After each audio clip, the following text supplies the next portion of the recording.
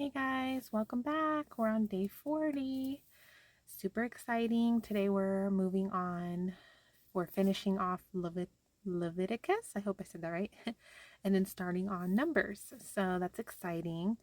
Um, I'm not gonna lie, the first couple chapters and verses um, are, when I listened to them this morning, I was just like, whoa. But I will give you my thoughts after we read a couple verses because you'll see why I was kind of like taken aback. So let's just get started. And if there's any newcomers, welcome. I'm reading the Bible because I've tried everything in my life, different doctors, pills, medications, therapy, energy healings. I mean, just so many things over the years. And um, I'm finally feel like God put me in a corner and was like, okay, it's time for you to turn to me. And it's been a month and a half, and I have already made so much progress, so many positive changes. My perspective is changing. I'm eating better. I'm finding a lot of peace and, getting a lot of help from God. And it's just great. So, if you're looking for something to, help you and nothing's working, give God a chance. Give the Bible a chance. Give praying a chance. You never know. It's free. It doesn't cost you any money. It just costs some of your time. If you don't own a Bible, read the Bible with me here on, these videos. You can start on day one or you can start now. Um, I I recommend starting on day one, but just to let you know, day 1 and 2 do not have the recording. I didn't start doing that till day 3. So you'll need to probably look up those chapters and verses on your own, and then hopefully you get something out of it like I am. So welcome, and I hope whether you're joining now or in the future, I hope that you find these videos helpful. So let's get started. If you do not obey me and observe all these commands, if you reject my statutes and despise my ordinances, and do not observe all my commands and break my covenant, then I will do this to you. I will bring terror on you, wasting disease and fever that will cause your eyes to fail and your life to ebb away. You will sow your seed in vain because your enemies will eat it. I will turn against you, so that you will be defeated by your enemies. Those who hate you will rule over you, and you will flee even though no one is pursuing you. But if after these things you will not obey me, I will proceed to discipline you 7 times for your sins. I will break down your strong pride. I will make your sky like iron and your land like bronze, and your strength will be used up for nothing. Your land will not yield its produce, and the trees of the land will not bear their fruit. If you act with hostility toward me and are unwilling to obey me, I will multiply your plagues 7 times for your sins.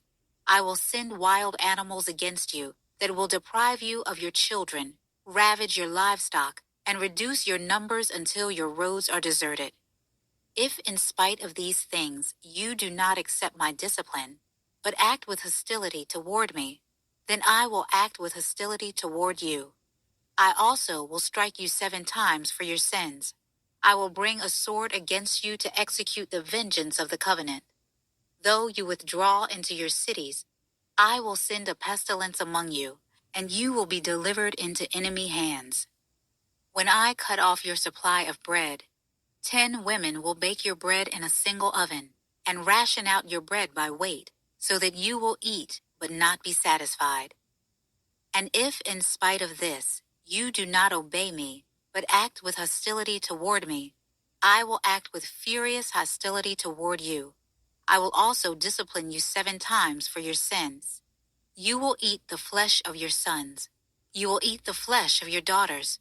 I will destroy your high places, cut down your shrines, and heap your lifeless bodies on the lifeless bodies of your idols. I will reject you. I will reduce your cities to ruins and devastate your sanctuaries. I will not smell the pleasing aroma of your sacrifices. I also will devastate the land, so that your enemies who come to live there will be appalled by it. But I will scatter you among the nations, and I will draw a sword to chase after you. So your land will become desolate, and your cities will become ruins. Then the land will make up for its Sabbath years during the time it lies desolate, while you are in the land of your enemies. At that time, the land will rest and make up for its Sabbaths. As long as it lies desolate, it will have the rest it did not have during your Sabbaths when you lived there. I will put anxiety in the hearts of those of you who survive in the lands of their enemies. The sound of a wind-driven leaf will put them to flight, and they will flee as one flees from a sword, and fall though no one is pursuing them. They will stumble over one another as if fleeing from a sword though no one is pursuing them. You will not be able to stand against your enemies. You will perish among the nations. The land of your enemies will devour you. Those who survive in the lands of your enemies will waste away because of their iniquity. They will also waste away because of their ancestors' iniquities along with theirs. But when they confess their iniquity and the iniquity of their ancestors, their unfaithfulness that they practiced against me, and how they acted with hostility toward me, and I acted with hostility toward them, and brought them into the land of their enemies. And when their uncircumcised hearts are humbled, and they make amends for their iniquity, then I will remember my covenant with Jacob. I will also remember my covenant with Isaac, and my covenant with Abraham, and I will remember the land. For the land abandoned by them will make up for its Sabbath by lying desolate without the people, while they make amends for their iniquity, because they rejected my ordinances and abhorred my statutes. Yet in spite of this, while they are in the land of their enemies, I will not reject or abhor them, so as to destroy them and break my covenant with them, since I am the Lord their God. For their sake, I will remember the covenant with their ancestors, whom I brought out of the land of Egypt in the sight of the nations to be their God. I am the Lord. These are the statutes, ordinances, and laws the Lord established between himself and the Israelites through Moses on Mount Sinai. So if you're thinking what I'm thinking, um, the first verses were like, I was just like, whoa. Like, I think if I had read those verses, and that was like the very first thing I was reading from the Bible, and I, like maybe like a month and a half ago when I just started this journey, guys, I don't know that I would have picked the Bible back up. Not gonna lie. I mean, he was just being so like harsh and mean, and just like, that was like a rough read for me this morning. And I just thought, oh my gosh. But it's crazy because I believe in God now. I have faith. I feel that connection to him. I believe in the Bible. So now it's more like, before I would be like, oh my God, like, why would someone want to like follow a God that acts like this or feels like this? Now, just a month and a half later, the whole time I was thinking, man, I really, really want to pray to God and ask him to help me understand that part of the Bible, understand his word better, understand what he was trying to relay with what the things he was saying, and try to understand him better than just seeing him as like so like harsh and mean. And it's hard. It's, I don't fully understand it. Even reading it again right now, I'm just like, oh my God, that's like rough. But I feel so strongly now, like I believe and I have faith. So it's now more like, it's more when I read something like that, instead of being like super taken aback and being like, oh my God, like how can I read this? I can't read the Bible anymore, like I don't want to follow this God. It's not even, I don't even have those thoughts anymore. It's more now, God is God, and I have to follow him. Like he created us, like he like is here. Like I feel him. Like there, it's not a matter of if I want to or not anymore. It's just a matter of I have to. It's like almost like I feel like I, I want to say obedient, be like obedient, but like I don't, I feel like that's the wrong word. It's more just like I feel like if there's just no like choice. It's almost like when you are like a little kid and you have a parent, like a mom or a dad. It's like you may not always agree with everything they're saying. You may not always agree with how they do things, or rules that they give you, but they're your parents. So it's like you just feel like, okay, I have to listen to them. They're my mom or my dad. I feel like it's kind of like that. It's like I believe God. I believe in God. Like pretty much no doubt now. Like I'm like, okay, I believe in him. And so it's like so my mind frame has changed to those verses instead of being like, whoa, I'm not gonna follow this. This is crazy. Instead, it's more, okay, I'm gonna pray about this and ask God, hey, can you please like help me understand these verses better, understand your word better, understand you better, so that when I'm reading it, it's not so like jarring and like rough to read. I can like maybe get some better understanding. So that's what I'm going to do is I'm going to pray to God and ask him for help, ask him for more understanding, more clarification, to get to know him better, to understand his word better and him better. And um I definitely think it's pretty wild that just in a month and a half of praying and reading the Bible that I feel this way, because even just 2 months ago, I was like very anti-religion, didn't even want to talk about it. I was like, no, like just very opposite. So it's just so wild that like I even think this way or feel this way. It's pretty crazy. I still some days I'm like, what? Like, this is wild. I would never have thought that I would be here right now. But, you know, if you've been following my videos, you'll know that, like, the day God called me to him in my car when I was upset about a fight me and my husband had, it was just like, it was like a switch. He was just like, okay, it's time to come to me. And then I just started bawling. I mean, it was literally felt like a switch, almost like God was like, okay, it's time. It's time to come to me now. And like he turned on that switch. And um and now it's like I'm seeing things different. My perspective is different. My eyes are being opened to this whole new, like it's like a veil was lifted, and I feel differently. And I believe very much so. And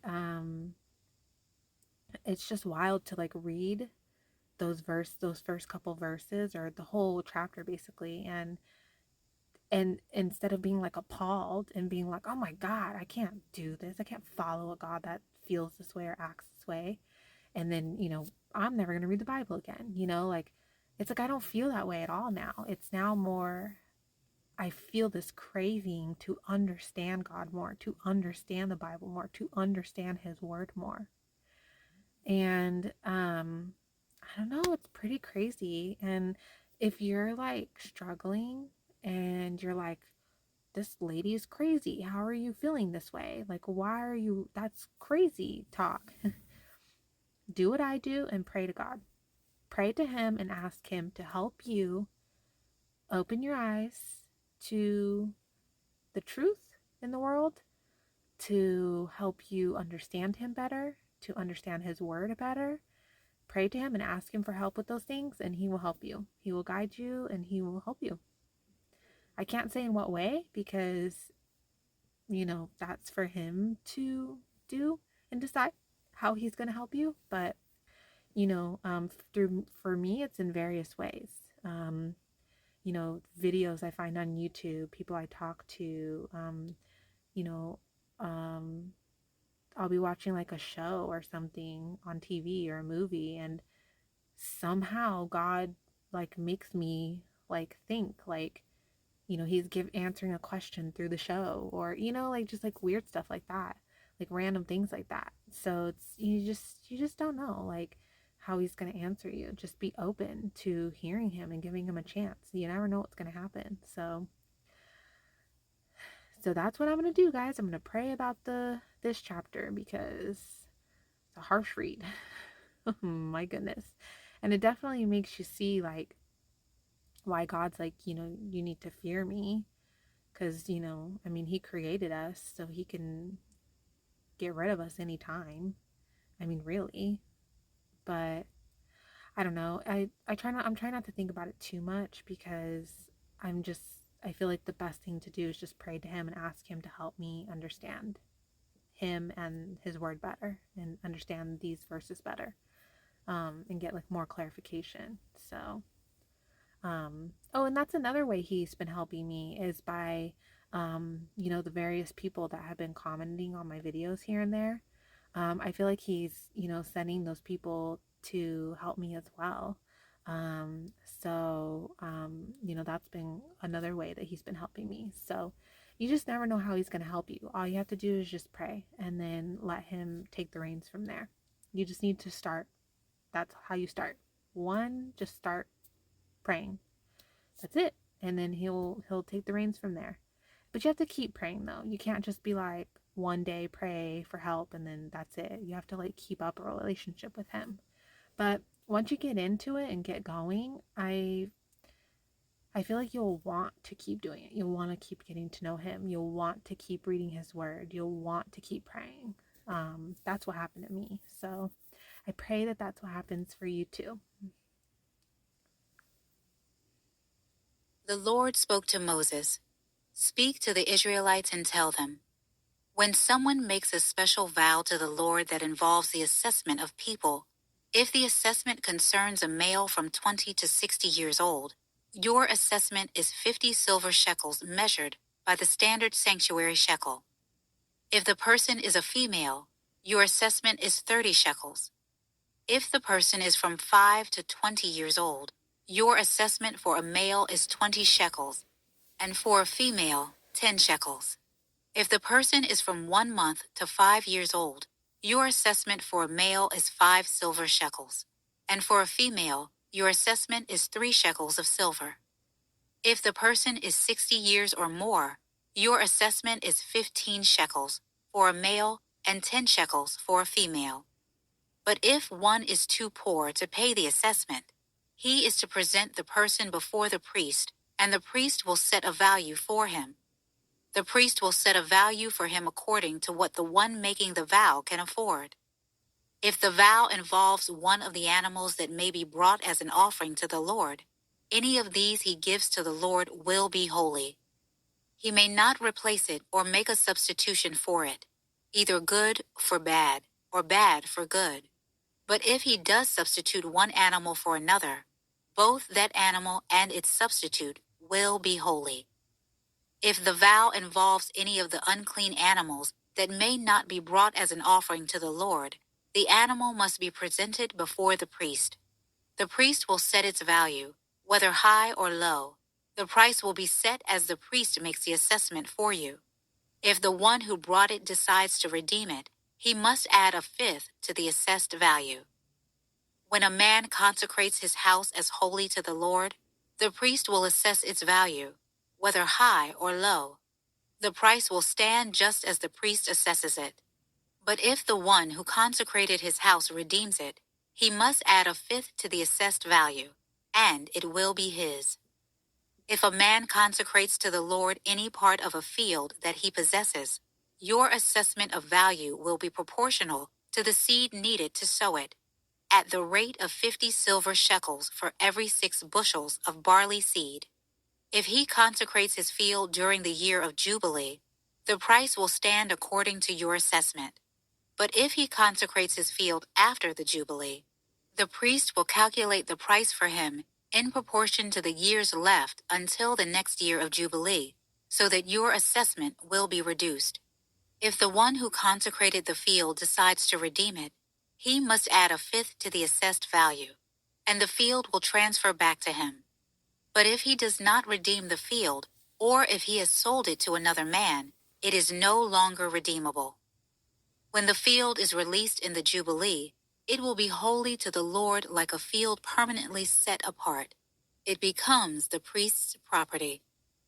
If a person consecrates to the Lord a field he has purchased that is not part of his inherited landholding, then the priest will calculate for him the amount of the assessment up to the year of Jubilee, and the person will pay the assessed value on that day as a holy offering to the Lord. In the year of Jubilee, the field will return to the one he bought it from, the original owner. All your assessed values will be measured by the standard sanctuary shekel, 20 gerahs to the shekel. But no one can consecrate a firstborn of the livestock, whether an animal from the herd or flock, to the Lord, because a firstborn already belongs to the Lord. If it is one of the unclean livestock, it can be ransomed according to your assessment by adding a fifth of its value to it. If it is not redeemed, it can be sold according to your assessment. Nothing that a man permanently sets apart to the Lord from all he owns, whether a person, an animal, or his inherited landholding, can be sold or redeemed. Everything set apart is especially holy to the Lord. No person who has been set apart for destruction is to be ransomed. He must be put to death. Every tenth of the land's produce, grain from the soil or fruit from the trees, belongs to the Lord. It is holy to the Lord. If a man decides to redeem any part of this tenth, he must add a fifth to its value. Every 10th animal from the herd or flock, which passes under the shepherd's rod, will be holy to the Lord. He is not to inspect whether it is good or bad, and he is not to make a substitution for it. But if he does make a substitution, both the animal and its substitute will be holy. They cannot be redeemed. These are the commands the Lord gave Moses for the Israelites on Mount Sinai. The Lord spoke to Moses in the tent of meeting in the wilderness of Sinai, on the first day of the second month of the second year after Israel's departure from the land of Egypt. Take a census of the entire Israelite community by their clans and their ancestral families, counting the names of every male one by one. You and Aaron are to register those who are 20 years old or more by their military divisions, everyone who can serve in Israel's army. A man from each tribe is to be with you, each one the head of his ancestral family. These are the names of the men who are to assist you. Elizur, son of Shedior, from Reuben. Shelumiel, son of Zurishaddai, from Simeon. Nishan, son of Amminadab, from Judah. Nathaniel, son of Zuar, from Issachar. Eliab, son of Helon, from Zebulun. From the sons of Joseph. Elishama, son of Ammihud, from Ephraim. Gamaliel, son of Pedazur, from Manasseh. Abinadon, son of Gideoni, from Benjamin. Ahiezer, son of Ammishaddai, from Dan. Pagiel, son of Okran, from Asher. Eliasaph, son of Duel, from Gad. Ahira, son of Enon, from Naphtali. These are the men called from the community. They are leaders of their ancestral tribes, the heads of Israel's clans. So Moses and Aaron took these men who had been designated by name, and they assembled the whole community on the first day of the second month. They recorded their ancestry by their clans and their ancestral families, counting one by one the names of those 20 years old or more, just as the Lord commanded Moses. He registered them in the wilderness of Sinai. The descendants of Reuben, the firstborn of Israel, according to their family records by their clans and their ancestral families, counting one by one the names of every male 20 years old or more, everyone who could serve in the army. Those registered for the tribe of Reuben numbered 46,500. The descendants of Simeon, according to their family records by their clans and their ancestral families, those registered counting one by one the names of every male 20 years old or more, everyone who could serve in the army. Those registered for the tribe of Simeon numbered 59,300. The descendants of Gad, according to their family records by their clans and their ancestral families, counting the names of those 20 years old or more, everyone who could serve in the army. Those registered for the tribe of Gad numbered 45,650. The descendants of Judah, according to their family records by their clans and their ancestral families, counting the names of those 20 years old or more, everyone who could serve in the army. Those registered for the tribe of Judah numbered 74,600. The descendants of Issachar, according to their family records by their clans and their ancestral families, counting the names of those 20 years old or more, everyone who could serve in the army. Those registered for the tribe of Issachar numbered 54,400. The descendants of Zebulun, according to their family records, by their clans and their ancestral families, counting the names of those 20 years old or more, everyone who could serve in the army. Those registered for the tribe of Zebulun numbered 57,400. The descendants of Joseph. The descendants of Ephraim, according to their family records by their clans and their ancestral families, counting the names of those 20 years old or more, everyone who could serve in the army. Those registered for the tribe of Ephraim numbered 40,500. The descendants of Manasseh, according to their family records by their clans and their ancestral families, counting the names of those 20 years old or more, everyone who could serve in the army. Those registered for the tribe of Manasseh numbered 32,200. The descendants of Benjamin, according to their family records by their clans and their ancestral families, counting the names of those 20 years old or more, everyone who could serve in the army. Those registered for the tribe of Benjamin numbered 35,400. The descendants of Dan, according to their family records by their clans and their ancestral families, counting the names of those 20 years old or more, everyone who could serve in the army. Those registered for the tribe of Dan numbered 62,700. The descendants of Asher, according to their family records by their clans and their ancestral families, counting the names of those 20 years old or more, everyone who could serve in the army. Those registered for the tribe of Asher numbered 41,500. All right, guys, we're all done with today. Um, I know that sometimes it can be a little boring. Um, like that last chapter with the verses was a little um uneventful, but you know, the whole Bible has meaning, and so, it's important not to skip anything, and and so you just hang in there.